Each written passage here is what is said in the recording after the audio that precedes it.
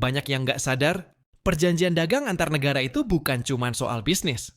Tapi ini menyangkut nasib pekerja, UMKM, bahkan masa depan ekonomi kita. Indonesia baru saja resmi menurunkan tarif perdagangan dengan Amerika. Pertanyaannya sederhana, siapa yang paling untung dan siapa yang diam-diam bakal terpukul? Kita ambil datanya langsung dari situs resmi Sekretariat Kabinet.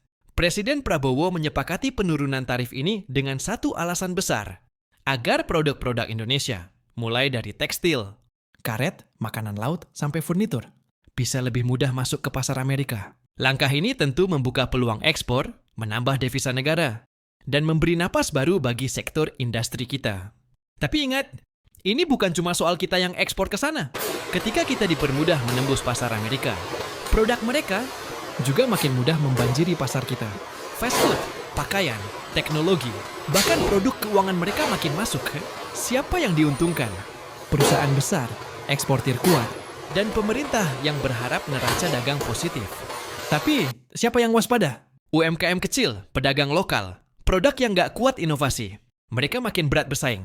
Kebijakan ini bukan salah. Ini peluang, tapi juga tantangan. Kita nggak bisa lagi bangga cuma jadi penonton. UMKM, industri kreatif, dan produk lokal harus naik level.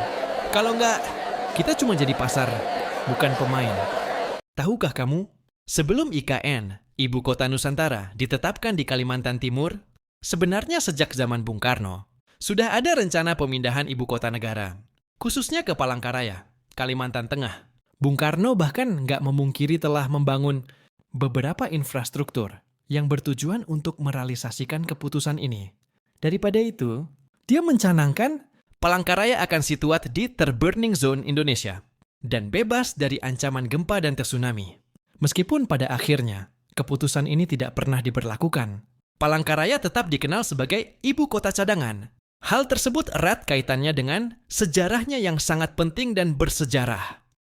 Pernah nggak kamu pulang kampung atau melakukan perjalanan liburan, lalu tiba-tiba sibuk berbenah mencari oleh-oleh?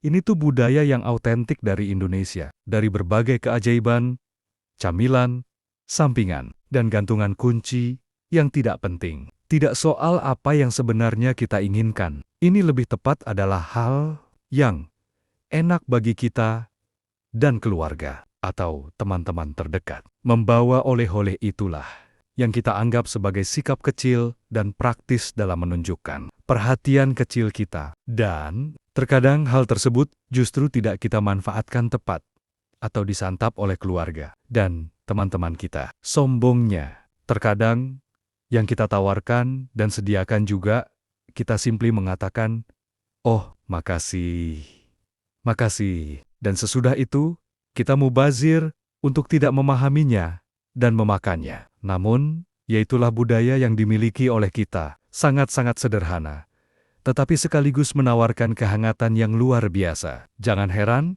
dan juga tidak perlu risih untuk memiliki dan melestarikan budaya ini. Budaya yang lebih dari sekedar membeli kenang-kenangan yang mahal-mahal. Namun, tidak membawa arti yang pede untuk diri sendiri dan orang sekitar.